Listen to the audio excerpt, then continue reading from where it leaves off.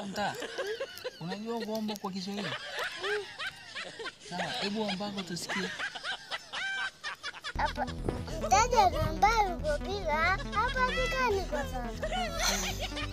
Hii ndio kuomba yako kwa Kiswahili? Hebu omba tusikie tena.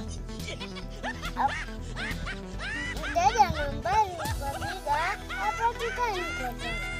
Mungu wangu, mteja wa nambari uliyopiga hapatikani kabisa. Hiyo ndio kuomba yako? Hebu sema kwa Kiturkana inamaanisha nini? Bala, ngapa kenada kwa mtena.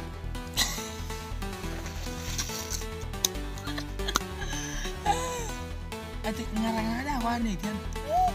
Mteja wa nambari uliyopiga hapatikani kwa sasa. Sasa hiyo ndio kuomba yako kwako? Ati inamaanisha kuwa yani umzaidi hata mimi siku kama hii. Ai, Morio bwana. Wewe ni muongo bwana.